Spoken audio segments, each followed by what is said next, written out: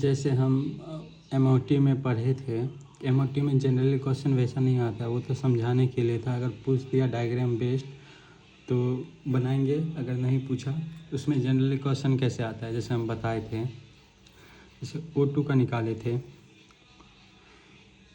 O2 minus का निकाले थे, O2 प्लस का निकाले थे, O2 2 माइनस का निकाले, -2 का निकाले थे, ये चारों का निकाले थे।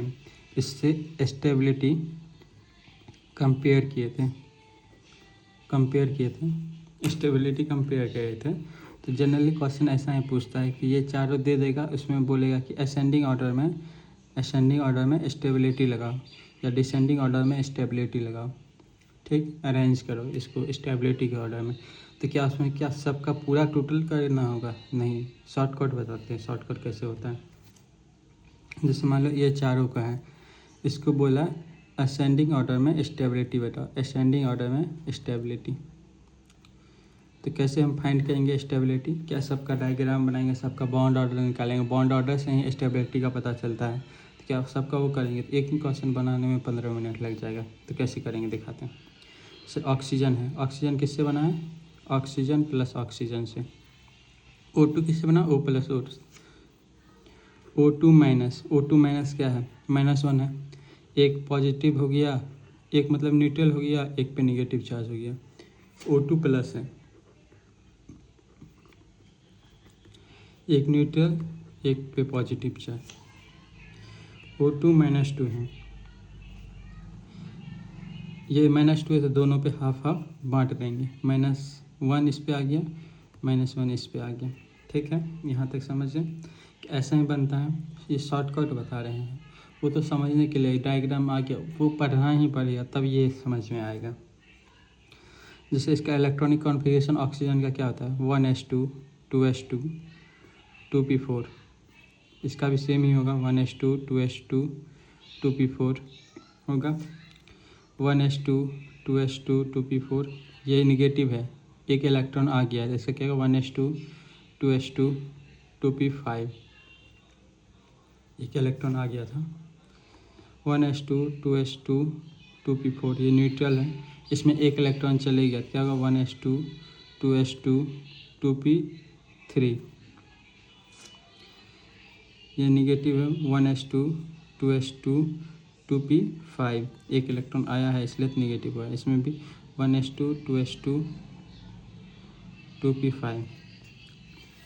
अब देखो, जैसे ये p ऑर्बिटल, अभी हम p का समझा रहे हैं, मतलब p ब्लॉक वाला, जिसका ये हो गया लास्ट में p आता है। p का हम बताए थे ना कैसे बनाता है डायग्राम, ये देखो सब में p आ रहा है। इसका समझाते हैं तब s वाला का समझाएंगे। इसका पहले देखो टोटल कितना है, टोटल इलेक्ट्रॉन इन p वाला, p में कितना टोटल इलेक्ट्रॉन है? यहाँ पे 4 है, यहाँ पे 4 है, तो 8 हो गया। इसमें टोटल कितना है?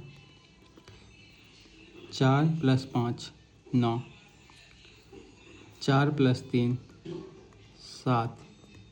अगर डायग्राम वाला क्वेश्चन आया तो वैसे बनाएंगे, अगर ऐसा क्वेश्चन आया तो शॉर्टकट में बनाएंगे। 5 + 5 10। ठीक, तो बॉन्ड ऑर्डर निकालना है।